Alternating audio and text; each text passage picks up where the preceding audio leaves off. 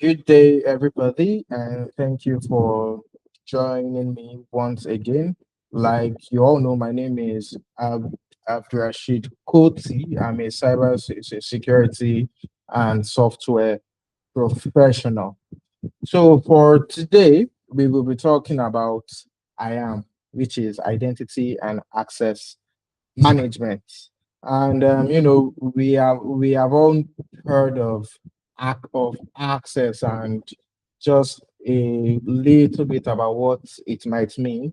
But today you would learn about how exactly this can impact us, yeah, because this is the first line of defense in modern systems, and it is one of the most important areas in security because it controls who can access our systems, our apps, and as well as our sensitive info. Yeah, and in modern work workplaces where we rely on cloud, on remote work, and and other things like mobile devices, interconnected systems too. Yeah, how we manage our identity and access has become a major security concern. This session would explain the core concepts of IAM, the risks that we face if IAM is weak, and the best practice used to secure access to critical systems and data. And by the end of this presentation, we should be able to understand the basic concept of IAM and why it is important. Next, we should learn the major concepts of IAM, such as authentication as well as authorization. Third, we would learn the common risks that are found with poor identity management.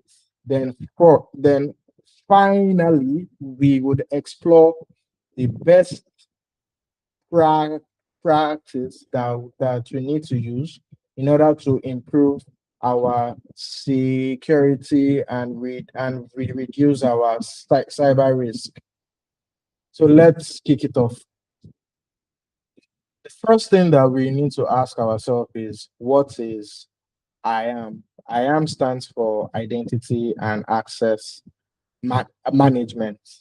And at its core, it ensures that the right person gets access to the right resource at the right time under the right conditions.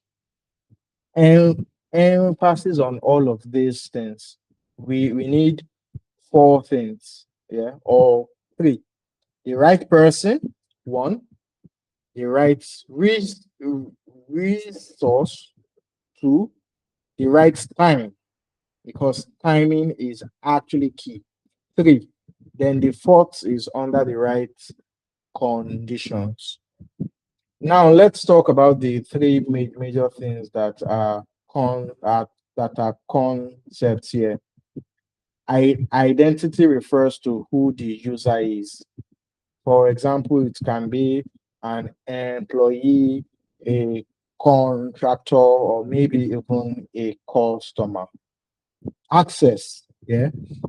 This refers to what the user is allowed to do on each system. We all know that rules can vary, yeah. So what I am allowed to do should be different from what you can do. Yeah. For example, if you as a customer is meant to be able to view your own file, yeah, you might not be able to do some other things, and it is going to rest on my hands as an employee or an admin here. And the last one is Ma management. Now, this refers to the policies, our controls, and processes that are used to manage the access throughout the life cycle. Yeah. IAM is not only about being able to log into systems, it is about con continuously controlling and monitoring the access in a secure and accountable way. So next, let's talk about why IAM in, is important. So it is important because identity has actually become the new security perimeter. Before now, yeah, all we try to stop was how um, users or how only staff, yeah, are allowed into a building. Yeah, but now it has gone beyond that because we now have to fo- fo- focus on networks and deep and devices too. So, and this helps in such a way that it can prevent unauthorized access by blocking the bad guys from entering our systems. Next, it reduces the risk of insider threats because it limits what our employees can access.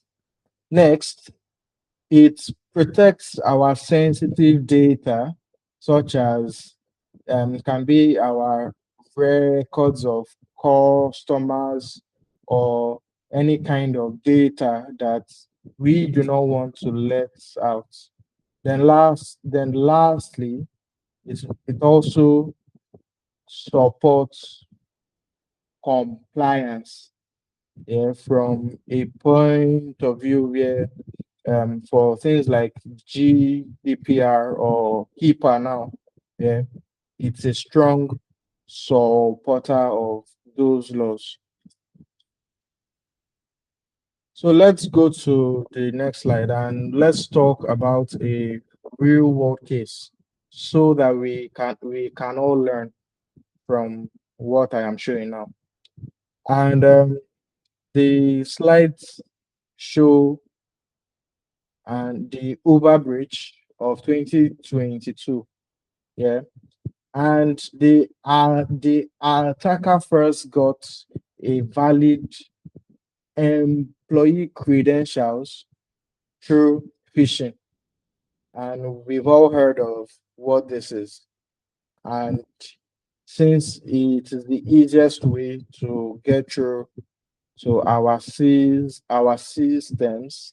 they try to get through the weakness of people. And because their MFA was actually weak, the attacker was able to get past this and he gained access to their systems.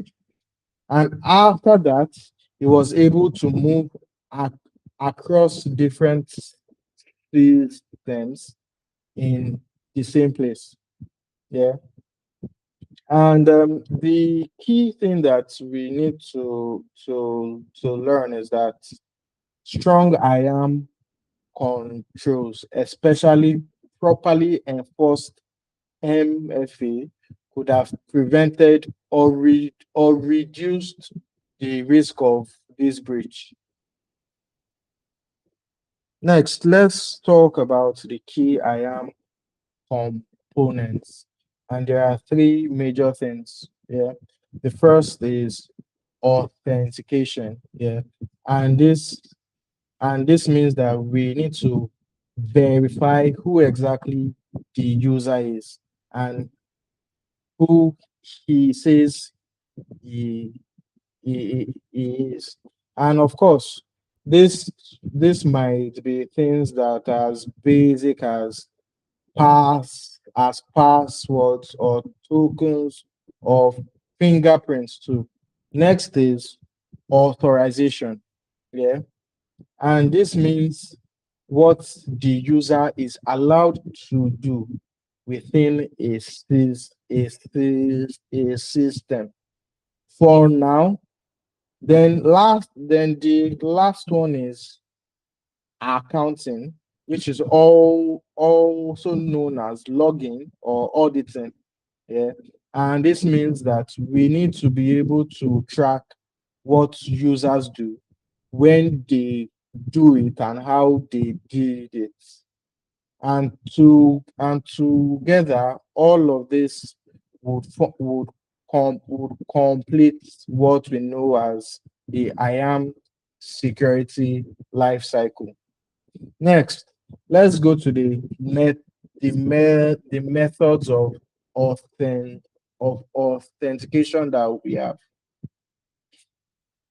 So now, there is a question that this and answers, and that is this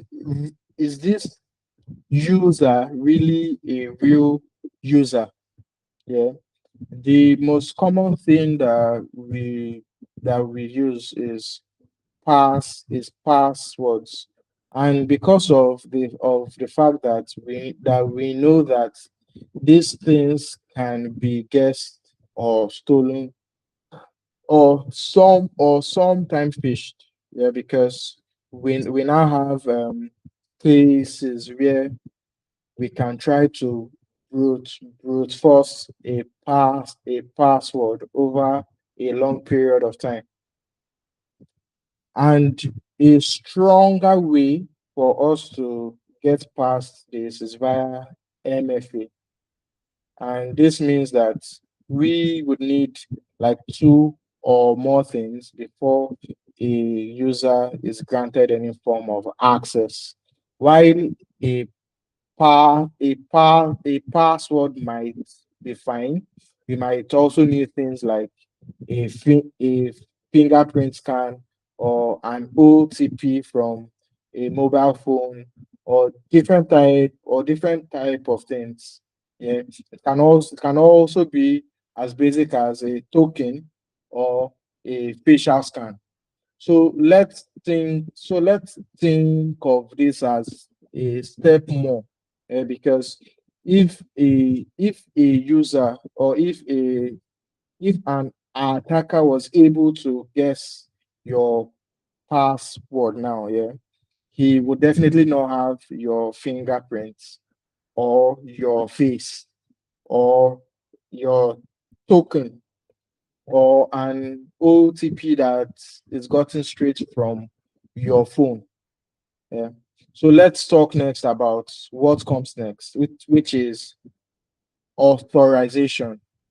And after you are authenticated, what comes next is authorization. And this means what exactly is a user allowed to access on a system. Yeah. And there are two major models here. The first is RBAC and ABAC. The RBAC is also known as role-based access. Yeah. And in this case, you are given resources based on your job roles, because we all know that we where we work, we have different type of roles, and we have to be sure that someone from fi- fin- finance cannot see or do the same task as somebody from HR. Yeah. And our back works well in a structured workplace, because the permissions are easier to manage. Now let's talk about the next one, which is ABAC, or alt or attribute based access. Now, here it would use quite a different type of things for it to be able to give you any type of access that you need. First is it can be your department. Next is your clearance. Next can also be your location. Next can also be your de- device type or the time of access. So let's think of all of these things in such a way that you need to meet a whole lot of things for you to have a kind of access to a specific thing. You need to be in a certain place. You need to be in a certain depart department. You need to make use of a device, and you need to log in at a specific time or period of time, like from 8 a.m. to 5 p.m. So let's talk about the next slide, which shows some of the risks that we face in IAM. The first one is weak passwords.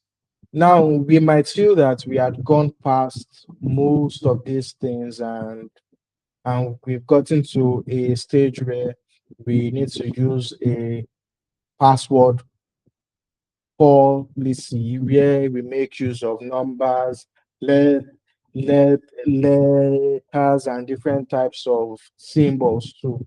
Yeah. But the fact is, simple or reused passwords are easily compromised through brute force of phishing attacks. Next is the absence of MFA. And without the use of MFA, our passwords can provide direct access to systems. Thirdly, is giving a user excessive privileges. So now what this means is that we give staff more access than they actually need to perform their jobs. Yeah, and this is bad in the sense that if an attacker were to steal the person's creden- credentials, what that is going to mean is that the attacker would have the access to do quite a lot more than he would have needed. And next, of course, is shared accounts, because we have some kind of cases where um, we can give an account to like two or three staff, and it can be because of the fact that we are maybe trying to share the kind of resources that we have. But what we need to know is that shared accounts reduce accountability, because it becomes very dif, dif, difficult to know which ind, individual did specific things using that credentials. So let's go to the next thing, which is one thing that I like to talk on, which is the principle of least privilege. And of course, this means that users should only receive the minimum access that is necessary in order for them to perform their job roles. Don't give them more, do not give them less. And this is good because of the fact that it reduces the damage that an attacker can cause if if an account is actually lost. And it also brings down the rate of misuse of credentials, and it improves our accountability. So what I am trying to now show here on this slide is giving too much access, it creates a security risk, and too little, it affects the productivity, but just enough gives the right balance between security and operational efficiency. So let's talk about PAM, yeah, or privileged access man management, which is one of our best practices. Now, privileged accounts are among the most sensitive accounts in any organization.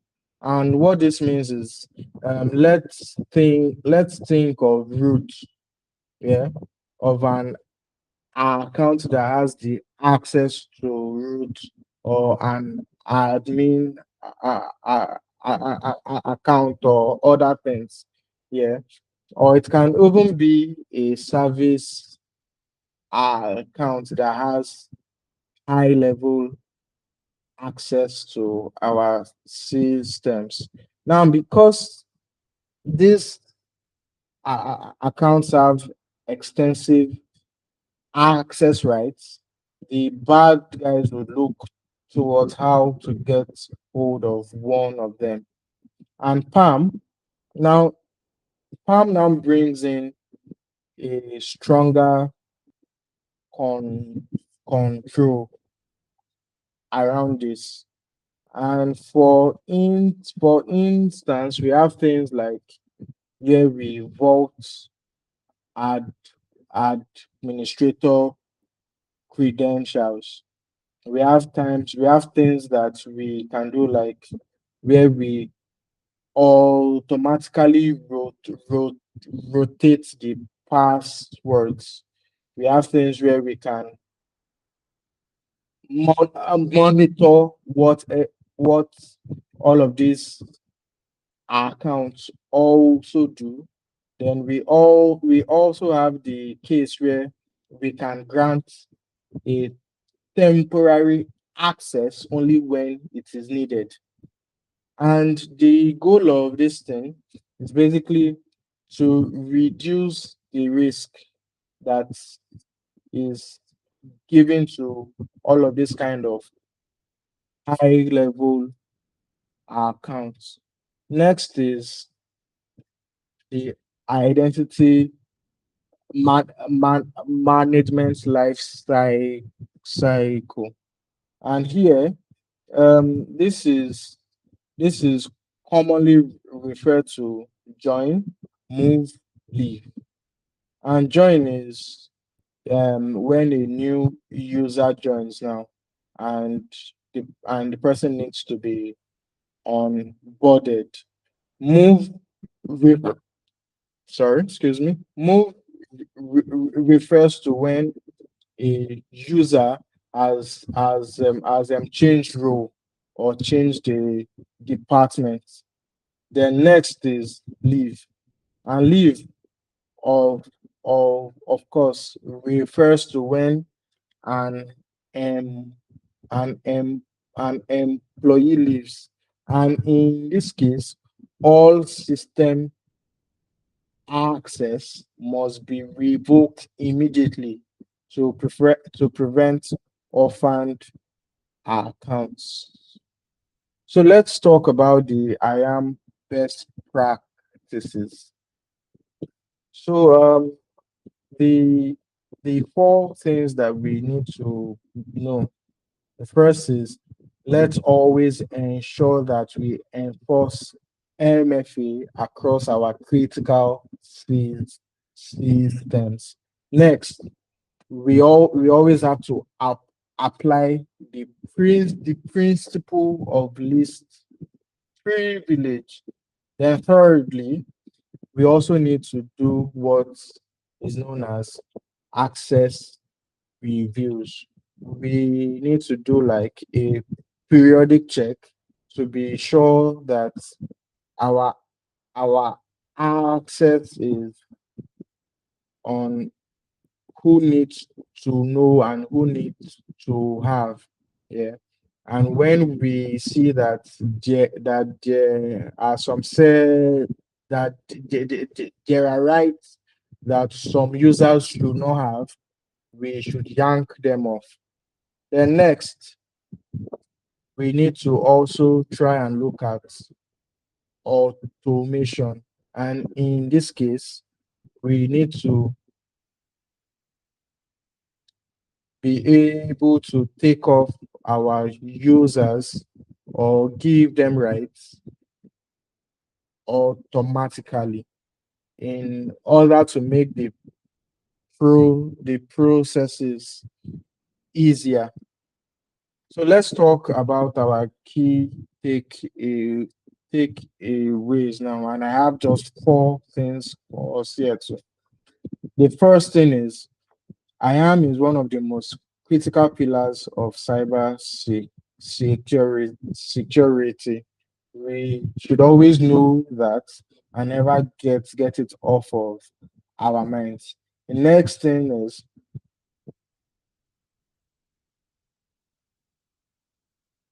identity-based attacks will always keep on in in in increasing because of credential theft and phishing.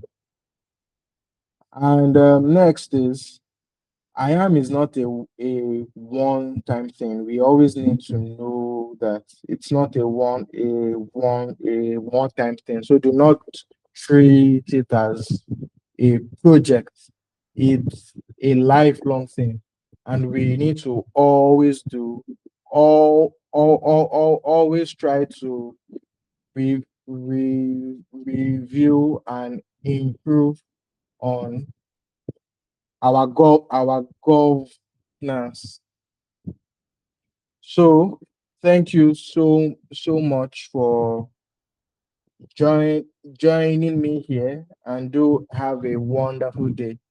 Thank you and bye, everybody.